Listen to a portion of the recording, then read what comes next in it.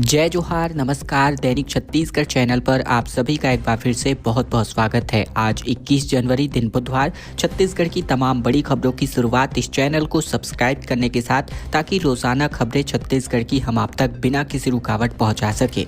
छत्तीसगढ़ के पंचायत एवं नगरीय निकायों की 1043 सीटों पर उपचुनाव अब एक बार फिर से होने जा रहा है।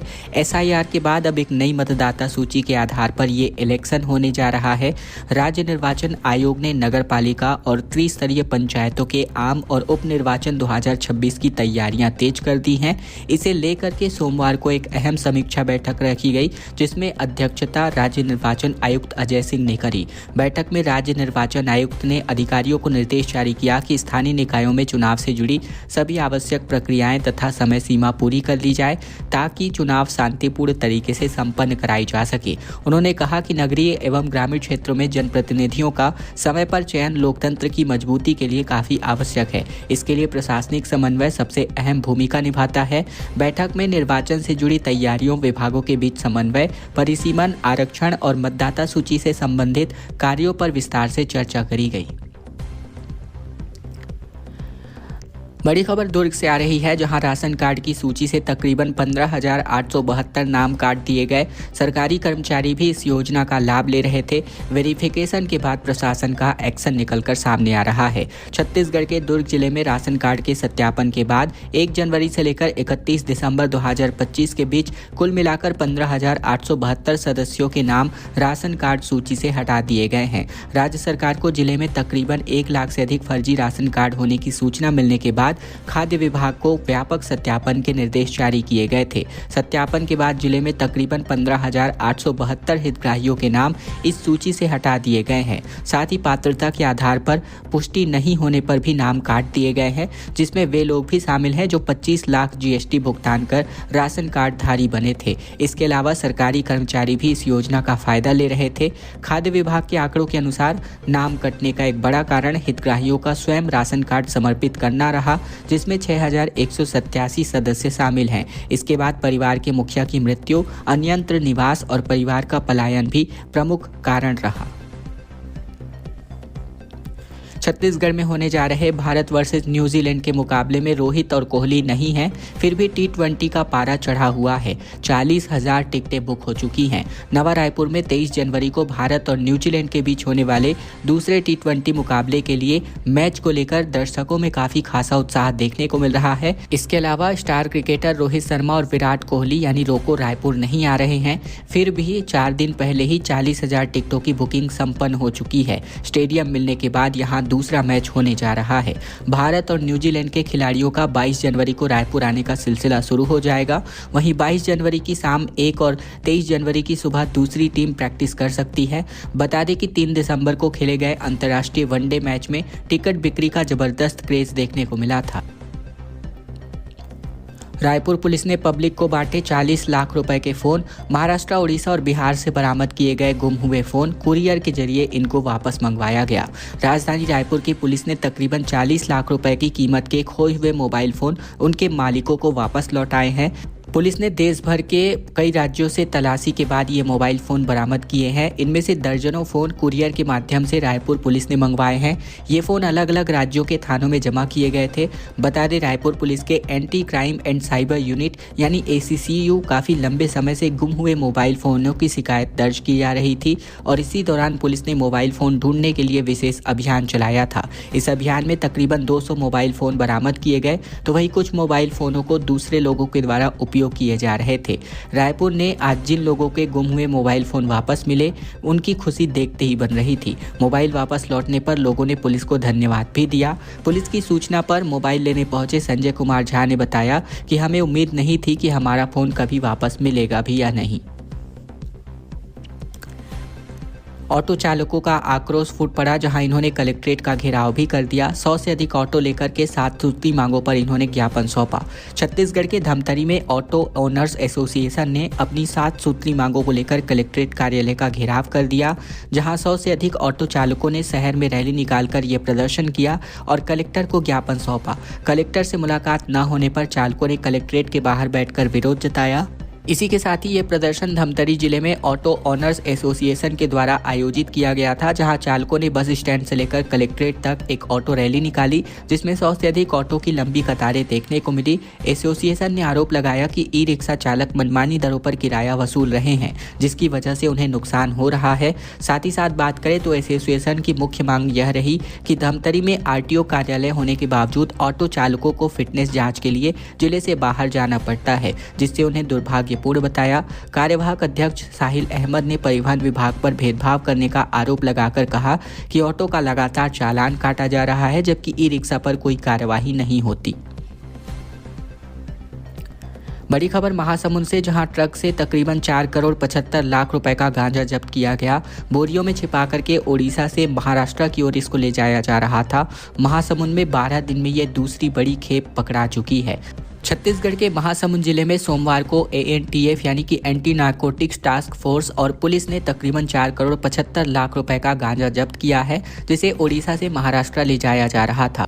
पुलिस ने 2 तस्करों को गिरफ्तार भी किया है और ये पूरा मामला कोमाकान थाना क्षेत्र का बताया जा रहा है। तस्कर महाराष्ट्र पासिंग ट्रक में गांजा लोड करके जालना ले जा रहे थे। चेकिंग में तस्करों ने कब्जे से बोरियों में तकरीबन 950 किलोग्राम गांजा बरामद किया है, जिनकी अनुमानित कीमत तकरीबन 4 करोड़ 75 लाख रुपए आकी जा रही है। पकड़े गए आरोपियों को बता दें कि जो 2 आरोपी पकड़े गए हैं वो जालना के ही रहने वाले थे। यात्रियों की मुसीबतें लगातार बढ़ती जा रही हैं। नॉन इंटरलॉकिंग कार्य के चलते 14 ट्रेनों को कैंसिल कर दिया गया है।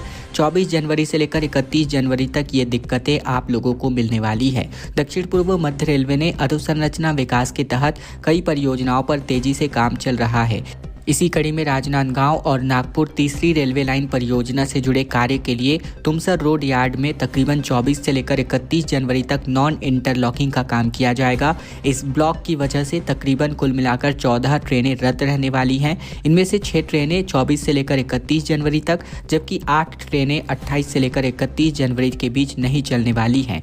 रद्द होने वाली गाड़ियों में अधिकतर पैसेंजर ट्रेनें शामिल हैं, जो रायपुर से नागपुर के बीच चलती हैं। इस कारण दैनिक यात्रियों को इस दौरान यात्रा में दिक्कतों का सामना करना पड़ सकता है।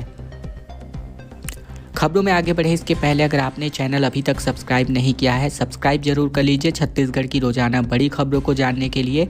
इसके अलावा इस वीडियो को लाइक करके चैनल को सब्सक्राइब करना भी मत भूलिएगा, ताकि बिना किसी रुकावट छत्तीसगढ़ की तमाम बड़ी खबरें हम आप तक रोजाना पहुंचा सकें। बीजापुर में 118 घर ढहा दिए गए और 15 को और ढहाना बाकी है। चिकटराज समिति ने कहा कि देव आस्था की भूमि अतिक्रमण मुक्त, जबकि विधायक मंडावी ने गंभीर आरोप लगाए। छत्तीसगढ़ के बीजापुर के चट्टानपारा क्षेत्र में तकरीबन 118 अवैध घरों को ढहाए जाने के बाद चिकटराज कल्याण समिति ने जिला प्रशासन का आभार व्यक्त किया है। समिति ने इस कार्यवाही को देव आस्था की भूमि को अतिक्रमण मुक्त करने वाला महत्वपूर्ण कदम बताया, जबकि समिति के प्रतिनिधियों ने कलेक्टर संबित मिश्रा से भेंट करके प्रशासन की कार्यवाही को आस्था, परंपरा और कानून तीनों की रक्षा करने वाला बताया। उन्होंने स्पष्ट किया कि यह भूमि न केवल वन मत की शासकीय भूमि है, बल्कि चिकट राजदेव, कोंड राजदेव और साथ ही कारी कंकालीन माता से संबंधित एक पवित्र स्थल है, जहां हर साल धार्मिक अनुष्ठान होते रहते हैं। इसके अलावा समिति के पदाधिकारियों, जिनमें देव सियान और ग्राम प्रमुख मेघानाथ मंझावी, इसके अलावा परगना मांझी और रमाशंकर साहनी, इसके अलावा मोदुल सिरहा, सुखनाथ मांझी और सिरहा यानी कि ग्राम प्रमुख फागुराम साहनी शामिल हैं। रायपुर से बड़ी खबर, जहां सीएफ कैंडिडेट और पुलिस के अधिकारियों के बीच जमकर झड़प हो गई। नौकरी की मांग को लेकर कैंडिडेट्स ने होम मिनिस्टर हाउस का घेराव कर दिया और मुलाकात पर अड़े रहे, जबकि पुलिस ने इनको जमकर खदेड़ा।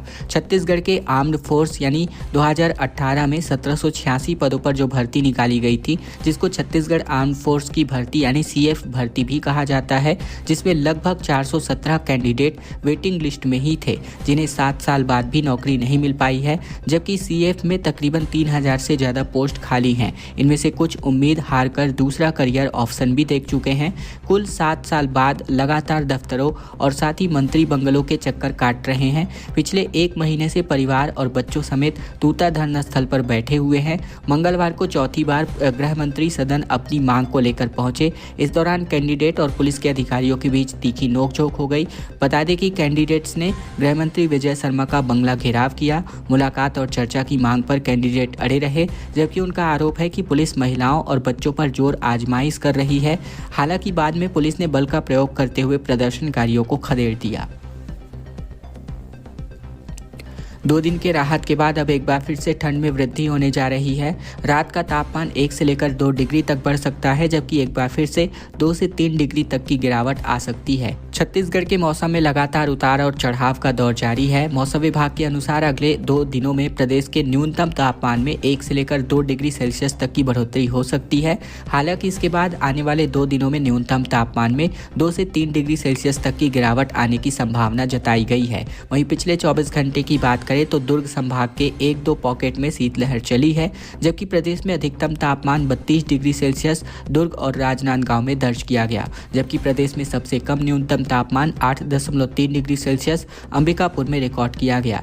इसके अलावा ठंड के चलते अस्पतालों की ओपीडी में वायरल फीवर, सर्दी, खांसी के मरीजों की संख्या बढ़ रही है। अंबेडकर अस्पताल में मेडिसिन, पीडियाट्रिक और चेस्ट विभाग में तकरीबन 600 से ज़्यादा मरीज सामने आए हैं। रोजाना 2000 से अधिक मरीजों का इलाज ओपीडी में अभी तक किया जा रहा है। कोरबा में सीएसईबी प्रबंधन को लोगों के भारी विरोध के आगे झुकना पड़ा। सीएसईबी कॉलोनी के स्याही मुड़ा को जोड़ने वाले मार्ग को बंद करने का प्रयास किया जा रहा था, जो कि विफल रहा। अब यह मार्ग पहले की तरह सामान्य आवागमन के लिए ही खुला रहेगा। हसदेव ताप विद्युत परियोजना दर्री प्रबंधन इस मार्ग को बंद करना चाहता था। प्रबंधन का तर्क था कि खुले रास्ते में कई समस्याएं हो रही हैं। वहीं स्थानीय लोगों का कहना था कि यह रास्ता लंबे समय से उपयोग में है और इसे बंद करने से उन्हें लंबा चक्कर लगाना पड़ेगा, जिससे स्कूली बच्चे और आम लोगों को भारी दिक्कतों का सामना करना पड़ेगा। स्थिति की गंभीरता को देखते हुए पूर्व मंत्री जयसिंह अग्रवाल मौके पर पहुंचे। उन्होंने लोगों की शिकायतें सुनी और प्रबंधन से उनके इरादे के बारे में पूछा। व्यापक जनहित को ध्यान में रखते हुए अंततः यह निर्णय लिया गया कि रास्ते पर 6 फीट का गेट लगाया जाएगा, लेकिन सामान्य आवागमन पहले की तरह ही जारी रहेगा। इस दौरान पूर्व मंत्री जयसिंह अग्रवाल ने कहा कि वे 15 साल तक मंत्री और विधायक रहे, लेकिन ऐसी स्थिति कभी नहीं बनी कि बातचीत करनी पड़े। उनका काम एक फोन पर हो जाता था। उन्होंने लोगों से कहा कि यह समस्या क्यों और किस लिए आई है, इसका आकलन वे स्वयं करें। सरकारी धान गायब होने पर कांग्रेस ने चूहों की बारात निकाली। कांग्रेस भवन से लेकर कलेक्ट्रेट तक बारात निकाली गई और कार्यकर्ता इस पे बाराती बनते नजर आए। एसडीएम को ज्ञापन सौंपा गया जिंदा चूहा पकड़कर। छत्तीसगढ़ के सरकारी गोदामों से धान गायब होने के मामले को लेकर कांग्रेस ने मंगलवार को एक अनोखा विरोध प्रदर्शन आयोजित किया, जहां कांग्रेस कार्यकर्ताओं और पदाधिकारियों ने दुर्ग में चूहों की बारात निकालकर भाजपा सरकार पर तीखा हमला बोला। कांग्रेस का आरोप है कि राज्य सरकार बड़े पैमाने पर हुए धान घोटाले से ध्यान भटकाने के लिए चूहों को जिम्मेदार ठहराने का काम कर रही है। इसके अलावा कांग्रेस की यह प्रतीकात्मक बारात राजीव भवन यानी कांग्रेस कार्यालय से शुरू होकर जिला कलेक्टर कार्यालय तक निकाली गई और इस दौरान कार्यकर्ता बाराती बने और ढोल नगाड़ों और बाराती गीतों पर जमकर नाचते नजर आए। कांग्रेस पदाधिकारियों ने जिंदा चूहों को जाली में कैद करके प्रदर्शन किया, जहां कांग्रेस पदाधिकारियों ने एसडीएम को ज्ञापन सौंपा और साथ में जिंदा चूहा भी दिया गया। स्वास्थ्य विभाग में 525 पदों पर भर्ती निकाली गई है। कोरोना वॉरियर्स को बोनस अंक मिलने जा रहा है। स्टाफ नर्स, वार्ड बॉय जैसे पदों के लिए आवेदन किया जा सकता है। छत्तीसगढ़ के बस्तर जिले में स्वास्थ्य विभाग ने 525 पदों पर भर्ती निकाली है, जिसमें स्टाफ नर्स के लेकर के ग्रामीण स्वास्थ्य संयोजक यानी पुरुष और महिलाएं, वार्ड बॉय और वार्ड आया जैसे पदों पर भर्ती की जानी है। संचालनालय स्वास्थ्य सेवाएं तृतीय और चतुर्थ श्रेणी के अंतर्गत इन पदों पर सीधी भर्ती कर रही है। बस्तर जिले के सीएमएचओ ने कहा कि कोरोना काल में सेवाएं देने वाले स्वास्थ्य कर्मचारियों को विशेष प्राथमिकता दी जाएगी। विभाग की तरफ से जारी किए गए निर्देशों के मुताबिक कोरोना वैश्विक महामारी के कठिन दौर में प्रदेश की शासकीय स्वास्थ्य संस्थाओं में लगातार 6 माह तक सेवा देने वाले अस्थायी कर्मचारियों को चयन प्रक्रिया में बोनस अंक का फायदा दिया जाएगा। कांग्रेसियों का तहसील कार्यालय में धरना प्रदर्शन देखने को मिला, जहां पुलिस ने इनको गिरफ्तार किया। केबिन में बैठकर नारेबाजी करी गई और एसआईआर की प्रक्रिया में गड़बड़ी का आरोप लगाया गया। राजधानी रायपुर में जिला कांग्रेस ने एसआईआर की प्रक्रिया में गड़बड़ी का आरोप लगाते हुए तहसील कार्यालय में धरने पर बैठ गए। कांग्रेसी कार्यकर्ता ने तहसीलदार के केबिन में बैठकर विरोध जताया और जमकर नारेबाजी करी। कांग्रेस का कहना है कि भाजपा की ओर से लाए गए 400 दावा आपत्ति फॉर्म स्वीकृत कर लिए गए, जबकि नियम के अनुसार एक समय समय में सिर्फ 30 से 50 फॉर्म ही लिए जा सकते हैं। कांग्रेस ने जिला प्रशासन पर भाजपा के कहने पर लोगों के नाम काटने का आरोप भी लगाया। वहीं धरने पर बैठे कांग्रेसियों का पुलिस ने जबरदस्ती उठाकर गाड़ी में इनको बैठाया और गिरफ्तार करके सेंट्रल जेल ले जाया गया। इस दौरान कांग्रेस कार्यकर्ताओं और पुलिस के जवानों के साथ हल्की झूमाझटकी भी हो गई। खबरों का सिलसिला बस यही तक का था। अगर आपको यह वीडियो अच्छा लगा है तो वीडियो को एक छोटा सा लाइक कर दीजिए। चैनल पर नए हैं, चैनल जरूर से सब्सक्राइब कर लीजिए ताकि बिना किसी रुकावट छत्तीसगढ़ की तमाम बड़ी खबरें रोजाना